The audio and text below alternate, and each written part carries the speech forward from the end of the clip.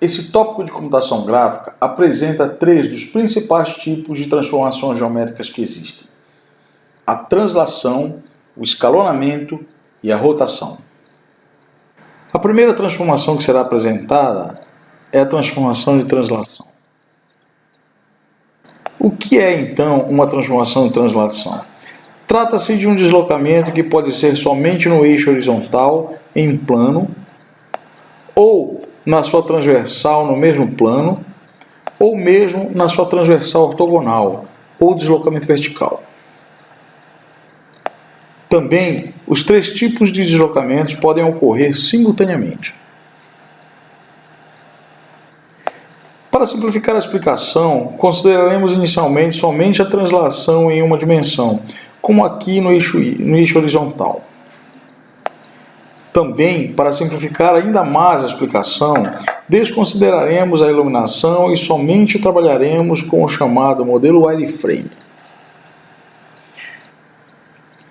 Esse modelo é representado por uma nuvem de pontos ligados por arestas, deixando-o semelhante a uma grade. Aqui, somente alguns pontos são mostrados para não sobrecarregar a exibição do modelo. Cada ponto P de I é representado por uma tripla P de I, X de I, Y de I e Z de I, que representa qualquer ponto da nuvem.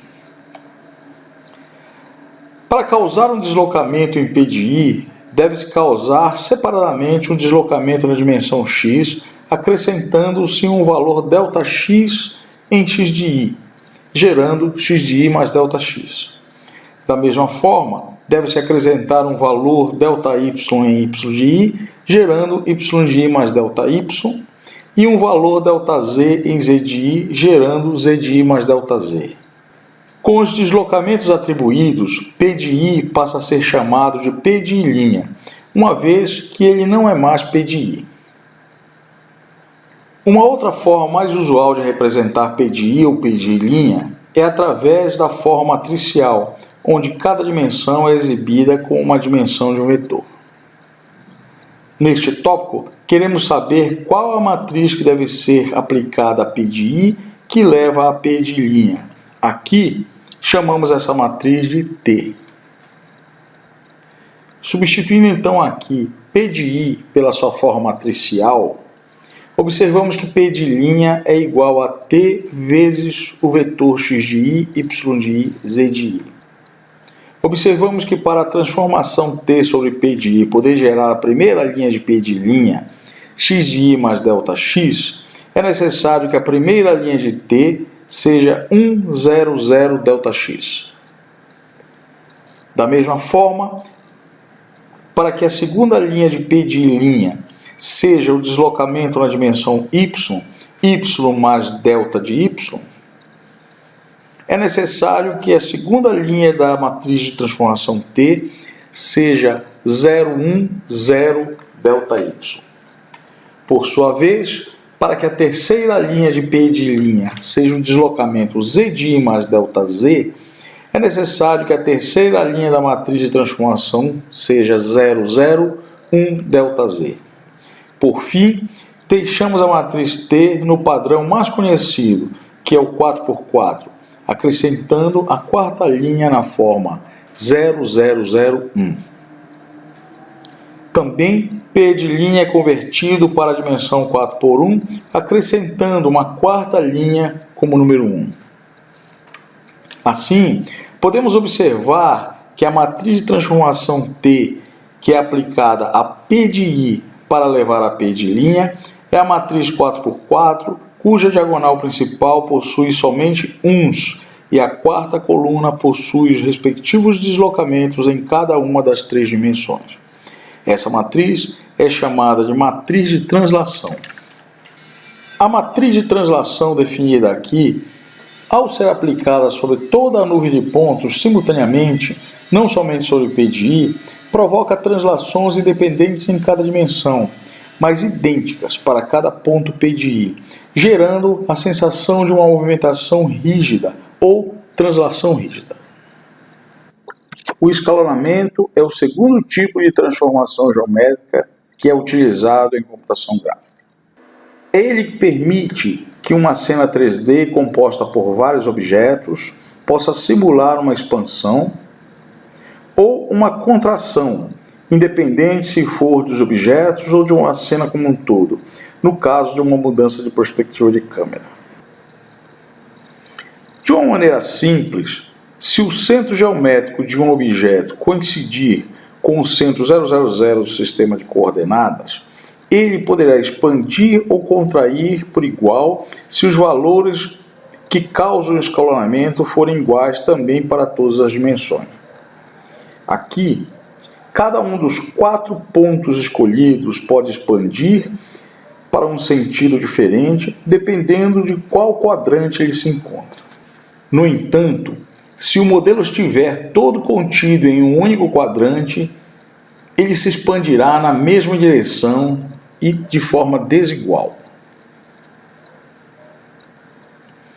Isso acontece porque cada ponto sofre uma transformação multiplicando-se cada uma de suas dimensões por um fator ΔX, ΔY e ΔZ, respectivamente. Então, a direção e a potência da expansão ou contração dependem dos valores iniciais das coordenadas de P de I, ao contrário da translação, onde o deslocamento é por igual dentro de uma mesma dimensão.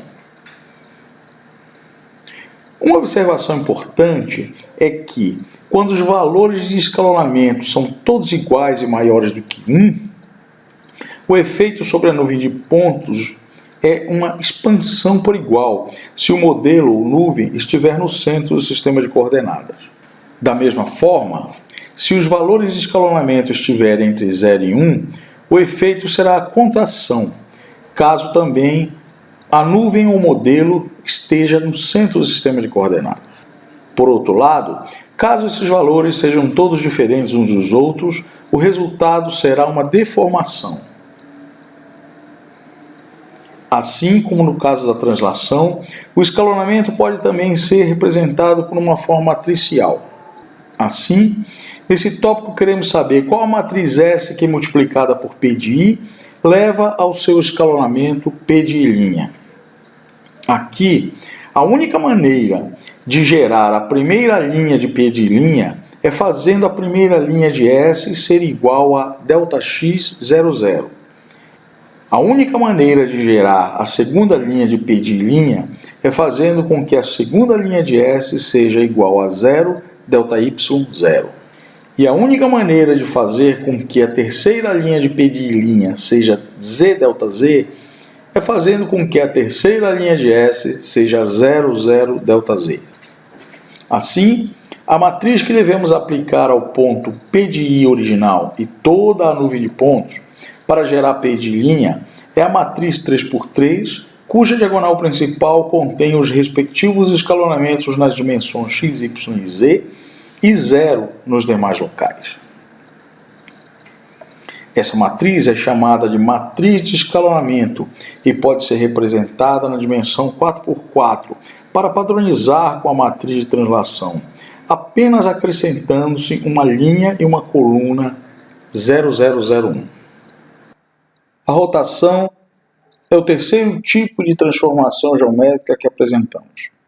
Existem 2 tipos de rotação. A primeira é a rotação em torno de um centro de massa. E a segunda é a rotação em torno de um ponto fixo. Inicialmente, começamos a estudar a rotação em torno de um ponto fixo. Para isso, analisaremos um modelo de rotação de um único ponto no espaço euclidiano do plano XY.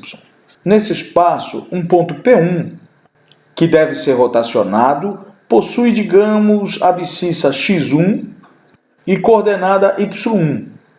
Aqui também temos a distância r, de P1 à origem, que estabelece um triângulo retângulo com ângulo alfa, desconhecido. Se o ponto P1 for rotacionado no sentido anti-horário de θ graus, sua localização final P2 possuirá uma abscissa final x2 e uma ordenada final y2. A questão aqui será: que operação ou matriz devemos aplicar sobre P1 para produzir P2 com ângulo θ. Esse é o modelo geométrico do qual podemos extrair informações geométricas básicas. Por exemplo, sabemos que cosseno de alfa é a relação entre a abscissa x sobre a hipotenusa r. Isso nos dá o valor de x1 em função de r e alfa. Da mesma forma, podemos calcular seno de alfa em função da relação entre a ordenada y1 e a hipotenusa r. Isso também nos dá o valor de y1 em função de r e alfa. Assim, inicialmente, temos duas relações extraídas do modelo geométrico: x1 em função de r cosseno de alfa e y1 em função de r e seno de alfa. Outra expressão geométrica que pode ser observada do modelo é o cosseno de alfa mais θ, que pode ser expressado em função da relação entre o valor da abscissa final x2 e, novamente, a hipotenusa r, que não se modifica. Isso permite expressarmos o valor da abscissa final x2 como o produto entre r e o cosseno de alfa mais θ. Da mesma forma, podemos expressar o seno de alfa mais θ como sendo a relação entre o valor da ordenada de P2, y2 e a hipotenusa, que, como já vimos, não se altera durante essa transformação. Assim como no caso do cosseno de alfa mais θ, isso permite expressarmos a ordenada final y2 como o produto entre r e o seno de alfa mais θ. Assim, temos então quatro relações até o momento: x1 em função de r cosseno alfa e y1 em função de r seno alfa, além de x2 em função de r cosseno de alfa mais θ e y2 em função de r seno de alfa mais θ. Assim, x2 pode ser desmembrado pela expressão do cosseno da soma de dois ângulos, com x2 igual a r cosseno de alfa vezes cosseno de θ menos seno de alfa vezes seno de θ. Da mesma forma, y2 pode ser desmembrado como r cosseno de alfa seno de θ mais r seno de alfa cosseno de θ. Fazendo então a distributiva em x2, temos x2 igual a r cosseno de alfa cosseno de θ menos r seno de alfa seno de θ. E da mesma forma, temos r cosseno de alfa seno de θ mais r seno de alfa cosseno de θ para y2. Aqui, notemos que x1, que é igual a r multiplicado por cosseno de alfa, aparece também aqui embaixo em x2 e y2, respectivamente. Assim, substituímos aqui embaixo r cosseno de alfa por x1 em x2 e y2 ao mesmo tempo. Da mesma forma, notamos que y1, que é igual a r multiplicado por seno de alfa, também aparece aqui embaixo em x2 e y2 simultaneamente. Assim, também substituímos aqui embaixo r seno de alfa por y1 também em x2 e y2. Assim, chegamos a uma expressão para o valor final de x2 e outra para o valor final de y2. Notemos que esses valores finais de P2, x2 e y2 podem então ser calculados apenas utilizando as coordenadas do ponto inicial x1 e y1 e do ângulo θ que foi rotacionado, todos conhecidos previamente. Assim como no caso da translação e do escalonamento, aqui também podemos expressar essa operação em forma matricial. Essa expressão também pode ser apresentada sob a forma de uma matriz 3x3, apenas acrescentando-se uma linha e uma coluna 0001 nas suas extremidades. E para padronizar com a translação e o escalonamento, aqui também podemos apresentar essa operação em forma de uma matriz 4x4, apenas acrescentando-se uma linha e uma coluna 0001 nas suas extremidades. Nota-se aqui que a terceira linha da matriz 4x4, 0010, não causa nenhum efeito de transformação no eixo Z, uma vez que a transformação de rotação como um todo ocorre no plano XY. Essa matriz, que deve ser multiplicada ou aplicada a P1 para que ele sofra uma rotação de θ graus no sentido anti-horário e em torno do eixo Z, é chamada de matriz de rotação no plano XY. Seu efeito é como se o observador estivesse olhando para a rotação que ocorre no plano XY a partir do referencial no sentido do eixo Z.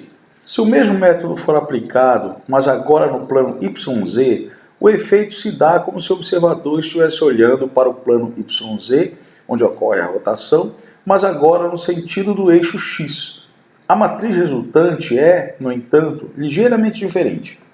Por sua vez, se o mesmo método for aplicado, mas agora no plano XZ, o efeito se dá como se o observador estivesse olhando para o plano XZ, onde ocorre a rotação, mas agora no sentido do eixo Y. A matriz resultante também é ligeiramente diferente das anteriores. Aqui mostramos um resumo comparativo das três matrizes de rotação, respectivamente nos planos XY, YZ e XZ, ou em torno dos seus eixos Z, X e Y, respectivamente. Finalmente, um outro tipo de rotação muito importante é em torno do próprio centro de massa do objeto ou da nuvem de pontos. Para efetuar esse tipo de rotação, não funciona aplicar diretamente as matrizes de rotação deduzidas aqui. Isto porque essas matrizes foram deduzidas considerando que a rotação é em torno do centro do sistema geométrico e, no caso aqui, a rotação é em torno do centro de massa da nuvem ou do objeto. Assim, para efetuar essa nova rotação, devemos primeiro aplicar a P de I uma translação para a origem. Chamamos aqui essa translação de T1 e o resultado de P'I'. Uma vez transladado para a origem, agora sim é possível aplicar quaisquer uma das matrizes de rotação deduzidas aqui. Essa rotação é aplicada sobre P de I' e chamamos ela de R, sendo seu resultado P de I duas linhas. Após a rotação requerida, aplicamos uma translação de retorno para a posição original. Essa translação, que chamamos aqui de T2, é aplicada sobre P de I duas linhas e o seu resultado chamamos aqui de PJ. Assim, para efetuar uma rotação de uma nuvem de pontos em torno do seu centro de massa, temos que aplicar três transformações. Uma translação T1 para a origem, a rotação requerida R e, finalmente, a translação T2 de retorno. O produto dessas três matrizes gera uma única matriz, aqui chamada de M, que aplicada sobre a nuvem P de I, o objeto, causa o mesmo efeito de rotação da nuvem em torno de seu centro de massa.